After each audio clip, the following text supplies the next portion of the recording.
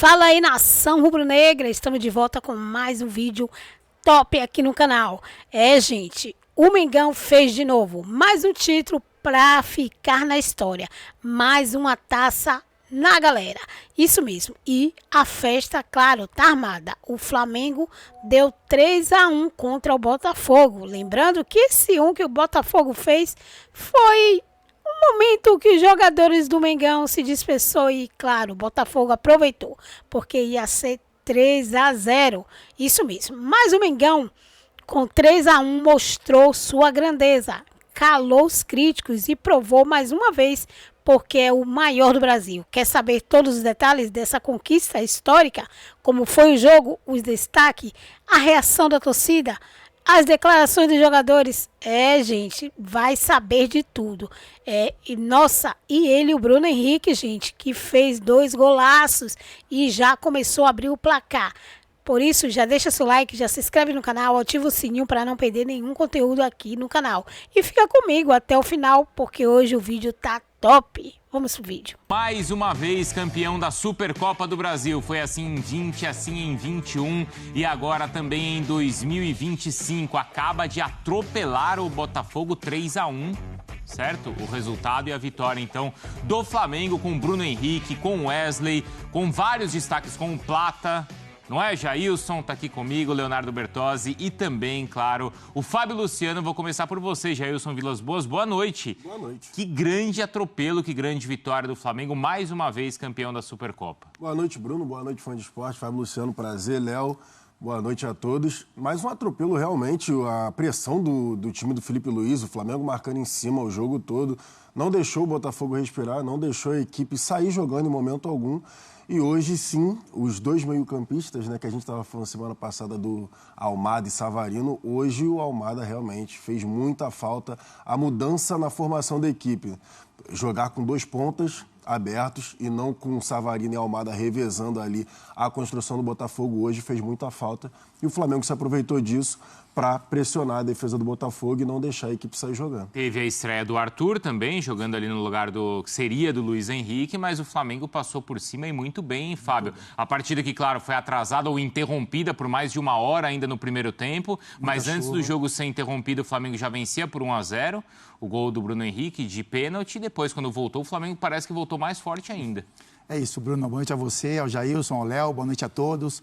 Parabéns ao Flamengo, né, nação rubro-negra, por mais essa conquista. E, enfim, o Flamengo mostrou hoje que está um passo à frente do Botafogo, né, Bruno? Seja na questão tática, né? Então, assim, tem as ideias do Felipe Luiz já colocadas em campo. O Botafogo hoje não tem treinador, né? Um treinador efetivo, o treinador que, enfim, à altura do que é o Botafogo. Então, assim, na questão física também o Flamengo se mostrou mais forte, né? Seja nas disputas, seja na intensidade de jogo. E aí, através de tudo isso, aparece a questão técnica, né? Então, acho que o Bruno Henrique foi o grande protagonista da decisão, mas a gente pode exaltar outros jogadores, né? O Wesley, o próprio Pulgar, enfim, o Plata, que teve muito bem também, o sistema defensivo do Flamengo, que funcionou durante quase todo o jogo. Então é isso, o Flamengo está num estágio, na minha opinião, um estágio à frente do Botafogo e por isso foi tão superior na decisão de hoje. E se o Botafogo não tem um treinador, Léo, que treinador que o Flamengo encontrou, hein? Pois Mais é, bom, uma vez. Boa noite, Bruno, boa noite, Jailson, boa noite, Capita, boa noite ao nosso fã de esportes. Dá para entender que os dois times estão em momentos diferentes de temporada, né? De pré-temporada e de temporada. O Botafogo fez uma opção e o John Textor falou textualmente isso, prefiro escolher certo do que escolher rápido. Como fez né? ano passado. Sim, então assim, ele falou, não vou colocar o carro na frente dos bois só para ter um técnico na Supercopa ou na Recopa. Só que não é só isso, né? A questão do elenco também, o elenco do Botafogo não está pronto, o elenco do Botafogo ainda tem lacunas e o elenco do Flamengo é o contrário, né? Ele não só não tem lacunas, como jogadores que fizeram muita falta no passado, voltaram. Quer um exemplo? Você tem um Luiz Araújo para entrar no segundo tempo. Né? E ele entra e ele faz muita diferença para o 3-0, para o gol que mata o jogo. E os jogadores que já estavam lá continuam também em altíssimo nível. Então, assim, reforçar tudo que o Fábio já disse aqui. O Wesley, que é um jogador que quase saiu, ficou e depois que ficou, tem jogado sempre em alto nível. Hoje, de novo, não só no aspecto defensivo, mas também no ofensivo, chegando muito bem à frente. Então, assim, o Flamengo me parece hoje ter um time muito forte, mas também um banco que nenhum outro time do Brasil tem. E isso para uma temporada tão desgastante que vai ter esse ano, inclusive um Mundial de Clubes, o que pode levar esse número de partidas lá para o alto, porque você imagina o Flamengo chegando à reta final de todas as competições, é muito bom que o Flamengo tenha um elenco tão qualificado. Né? O próprio Bruno Henrique foi um cara que naquele momento de renovação, e passada a renovação, a gente chegou a discutir se o Flamengo tinha se antecipado ou não em renovar com o jogador, até porque tinha concorrência naquele momento, né, Jailson? De repente ele vira o titular e mais uma vez é protagonista de um título. Mas aí é o Felipe Luiz. Numa boa. Os 3 anos, a gente falava, né? 3 anos da renovação do Bruno Henrique, tinha acabado de ter aquela contusão muito séria, enfim, teve aquele imbróglio todo, se resolveu, teve a renovação, só que aí o Felipe Luiz volta a jogar no 4-4-2. É impossível não falar de sistema tático num momento como esse, porque aí o Bruno Henrique volta a ser dupla de ataque. Hoje ele não com fica o mais hoje com Plata e não fica mais lá aberto na ponta esquerda, marcando lateral ou com o pé na linha lateral. Ele volta a ser dupla. Aí ele no esticão, vai pra cima, consegue ter associação com o cara que tá próximo dele. E aí você vai tirar o melhor do jogador. Por isso que ele foi tão decisivo. Tanto com a pressão em cima também. O Flamengo teve a pressão muito grande, muito forte em cima. Os gols foram basicamente assim. Primeiro gol, roubada de bola depois do lateral mal cobrado. A bola vai no Bruno Henrique sofre o pênalti. O terceiro gol do Luiz Araújo, roubada de bola também. Entendeu? Aliás, são duas jogadas em cima do Lucas Halter. Em cima do Lucas Halter, exatamente. Né? Porque é o pênalti feito e depois a bola perdida pro Luiz assim, Araújo. dá até para dizer que no segundo gol também ele podia ter fechado mais o espaço ali, né? Ali não é um gol de erro individual, mas também poderia ter feito melhor. E, assim, a qualidade das finalizações, né? A qualidade da finalização do Bruno Henrique no segundo gol, assim, é uma bola que ele tem pouco tempo ali para decidir o que fazer. De primeira. Ele podia querer carregar um pouquinho mais e ele já bate ali de primeira. Então, cara, assim, e a gente viu, né? A gente comentava fora do ar aqui, né, Fábio? A emoção do Bruno Henrique no final do jogo. E não tem taça pequena, cara. Taça é taça e ponto. E você vai se tornar o maior vencedor da história de um clube como o Flamengo. Então, não é pouca coisa, não. O Bruno Henrique é o nome do jogo para mim. Ele e, nessa conta, o Arrascaeta. 14, é isso? 14. E tem um detalhe no segundo... 14 títulos. E tem um detalhe no segundo gol. Maluquice. Eu estava curioso ali assistindo o jogo, porque o Flamengo estava marcando, pressionando muito o Botafogo, não estava deixando o Botafogo sair. E eu fiquei curioso para saber quando fosse o contrário. E foi nesse lance, né? Foi o segundo gol. Quando o Botafogo pressionasse o Flamengo, o que o Flamengo ia fazer? O Flamengo foi recuando a bola, foi no Rossi. E aí o Rossi quebra perfeitamente no Plata. E aí a zaga do Botafogo hesitou, o Plata deu a casquinha e aí sai no Michael. Então, até na quebrada... O que o Flamengo obrigou o Botafogo a fazer, que era o John quebrar as bolas, que o John acabou errando hoje, quando o Botafogo obrigou o Flamengo a fazer, o Rossi acertou. E aí, 2-0 num clássico desse tamanho. Com o time nem conseguindo sair jogando, você já dificulta muito. Chama atenção também, isso é um início de trabalho, né, de ano, não de trabalho não mais de ano. E as ideias do Felipe, elas estão muito claras, parece, na cabeça dos jogadores, né, Bruno? Então, assim, como o Jailson falou, Léo, assim, a marcação sob pressão, quando ela não acontece, tem uma retomada muito rápida de posicionamento, né? Então, você vê esses jogadores de beirada, o Gerson também, que às vezes atua centralizado e um pouco mais para o lado direito, o Michael, que faz esse corredor, né? Então ele volta para acompanhar a marcação. Então, são sincronismos de movimento já, né? Então, assim, o Felipe falou sobre isso na pré-temporada, o quanto ele ia trabalhar esses aspectos táticos, porque, como ele mesmo falou, ele tem nas mãos, na opinião dele, o melhor elenco da América do Sul. Mas isso tem que estar conectado, né? Essa movimentação. O Flamengo, em alguns momentos, joga com 4 homens de frente, 4-2-4. É isso, 4-2-4. Então, assim, isso é muito bacana quando o time está pressionando alto, mas também tem que ter um comprometimento na hora da retomada. Esse gol, né, que parte do Rossi. Então, assim, a ligação rápida, né, a raspada. Então, você vê que também tem uma movimentação de saída em contra-ataque. Então, isso é o início de trabalho. Né? O Botafogo, como a gente já falou, está num outro estágio, mas chama a atenção, assim, as ideias que o Felipe tem colocado para esse grupo, a maneira como esses jogadores têm absorvido tudo isso. E aí o que foi apresentado em campo hoje chama a atenção, porque o Flamengo foi dono do jogo durante os 90 minutos, teve esse controle das ações, mais finalizações, intensidade muito maior do que até o próprio Botafogo nessa questão de mano a mano, de decisões tomadas. Então é isso, assim, é o início de trabalho, é um título importantíssimo para o Flamengo, importantíssimo para o Bruno Henrique, para o Arrascaeta, né, que se colocam hoje como os maiores ganhadores de títulos do Flamengo, mas chama a atenção pela maneira como esses jogadores têm absorvido as informações do Felipe Luiz. Porque ainda é um início de trabalho também do Felipe. Sim. São 19, 20 jogos, né, Léo? Sim, uma derrota, 2 títulos. Lembra que Jesus tinha essa estatística também, mais títulos que derrotas? E assim, ele tem um conhecimento do elenco muito bom, ele tem um respeito do elenco. Você percebe que assim, respeito não é uma questão de idade ou de veterania, né? É uma questão de conhecimento.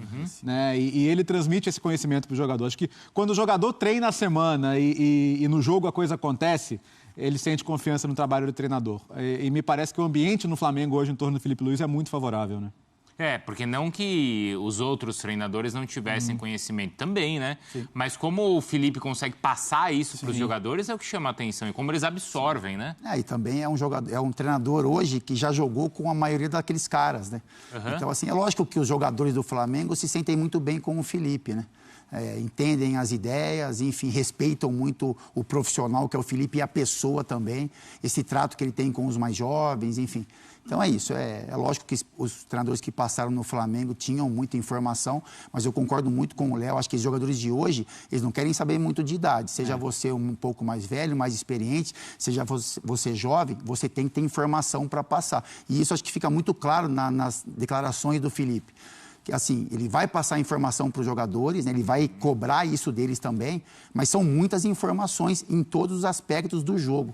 Então, eu acho que os jogadores do Flamengo, na questão técnica, eles, né, é algo que chama muito a atenção, quem sabe da qualidade desse elenco. Então, assim, qualidade de elenco, boas informações de um treinador, eu acho que fazem o Flamengo ter um ano de boas perspectivas, já começa muito bem com uma conquista, mas olhando para 2025, parece que o Flamengo está construindo algo muito especial. E como é que nesse curto espaço ele consegue extrair assim o melhor de cada jogador? Eu ia tocar nesse ponto, a percepção dele de melhorar a capacidade individual dos caras. Porque, olha, o Wesley é impressionante. Sim. Né? O Bruno Henrique, sim. Se você voltar na reta final da Copa do Brasil, do Gabigol. Sim. No meio da semana a gente falou do Alan, não foi, Léo? Sim, jogou muito bem. A gente bem. falou até do... A Mariana me cobrou de falar do Alan, né? Do Alan, não, e a gente falou até do Alcaraz. Até o Alcaraz que não serviu, que foi embora, a última partida ele jogou bem. De 8, não jogou de 10. É só botar... Obviamente não é fácil, não é simples. O Fábio Luciano está aqui, que é o melhor exemplo disso, para falar aqui pra gente, para falar pro Fã de Esporte. Mas tem muita gente que bota o cara na posição errada, Bruno. Não é assim, obviamente, não é falar, pô, tu é o gênio da bola. Claro que não, mas é posição errada, é só colocar o cara na função que ele melhor executa. Um exemplo, o Luiz Araújo sempre foi um ponta. Ponta direita, ponta direita, ponta direita. Mas deu pra ver que em alguns determinados jogos, em alguns determinados momentos, que ele poderia fazer um segundo atacante por dentro. Ele pode fazer aquilo ali. É a função do cara? É a posição 0-1 dele? Não, não é. Mas ele pode executar bem. Então, às vezes, o Felipe Luiz chega ali no cara, vem cá, Luiz Araújo, eu vou jogar no 4-4-2 e eu tô com a carência nessa função aqui. Chega aqui, mostra um vídeo, você fez isso aqui nesse jogo aqui, você consegue fazer tal coisa? Consigo. Vamos aprimorar isso nos treinos? Vamos. Aí tu vai ganhando, cara. O Plata era ponta também. Era essencialmente um ponta direita.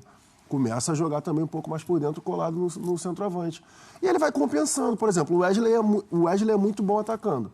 Ele dá o corredor pro Wesley. Gerson, vem aqui, De La Cruz ou Pulgar, faz a cobertura. Mas ele não vai exigir isso do Alexandro. Não, exatamente. Lado, né? Alexandro, você vai por dentro, que eu vou botar um ponta à esquerda para jogar aberto. Ou então, Arrascaeta, você vai jogar aqui na meia pela esquerda, você vai cortando para dentro, Misha ou Plata, quem tiver no ataque, você tem o corredor aqui aberto, porque eu quero que deixe o buraco aqui pro Arrascaeta explorar. Sabe? São essas coisas, essas compensações. Aí o Fábio Luciano, que está aqui, pode dar aula pra gente. Mas a questão tática é você ir compensando a parte positiva de cada jogador e aí você vai tirar o melhor deles. Para mim, eu não... Você vê, por exemplo, o Wesley chama atenção, Bruno, por quê? Porque assim, a gente vê que no jogo, muitas vezes o Gerson, ele ocupa aquele espaço da beirada quando o Wesley está começando a partir. Então, ele já atrai uma atenção do marcador e aí, na movimentação, ele puxa para o meio, ele traz um pouco essa marcação e ele abre um corredor gigantesco para o Wesley passar. Isso é treinamento. Porque muitas vezes, se você tem um jogador ali na lateral, por exemplo, se você tem o Michael trocado, você não vai conseguir extrair nem o melhor do Michael e nem o melhor do Wesley. O Michael vai você atrapalhar o precisa Wesley. de espaço para o Michael avançar. Do outro lado acontece o quê? O Alexandre se preocupa um pouco mais na questão defensiva e deixa o Michael se preocupando com essa questão de lateral ofensiva. E o Michael, como ele tem muita intensidade, é um cara que gosta de gastar energia no jogo, ele também te entrega muito defensivo e apoia o Alexandre em muitos momentos. Então é isso que a gente fala. É assim, a gente está falando da decisão do Flamengo. A gente imagina que outros times também vão ter esse encaixe, vão brigar por títulos, enfim. Mas essa análise do Flamengo, ela é muito pertinente, por quê? Porque a gente percebe muito a qualidade dos jogadores jogadores que o Flamengo tem, logicamente, mas as ideias do Felipe Luiz, em cima do que o Jailson falou. Ele coloca os caras na função certa, ele passa boas informações ofensivas e defensivas e extrai dos caras o melhor. Aí, quando você faz esse movimento de forma correta, coloca os melhores em campo, não protege ninguém, joga quem está melhor, o Felipe...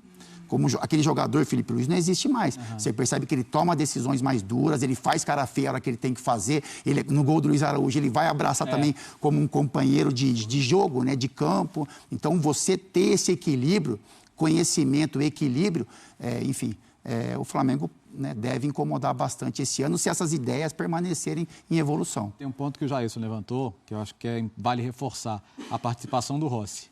As situações em que o Flamengo atrai, o adversário sobe e o Rossi tem o passe longo, né? No lance do gol foi importante, no segundo tempo, em várias situações também. O Plata é bom nessa jogada. Porque geralmente essa quebrada assim, é no Bruno Henrique. O Plata não é alto, mas ele várias vezes consegue dar a casquinha, consegue gerar a situação, né? Geralmente essa quebrada é no Bruno Henrique. Sim. O Bruno Henrique, que tem é mais alto, tem a impulsão, ele que geralmente daria essa raspada pro Plata ou pro Michael atacarem o espaço. E ali foi o contrário, o Plata estava um pouco adiantado, né? E ele conseguiu ganhar na cabeça e o Michael que foi atacar ali o espaço. Mas vocês não entendem que o Felipe ele também toma essas decisões por ser um técnico novato?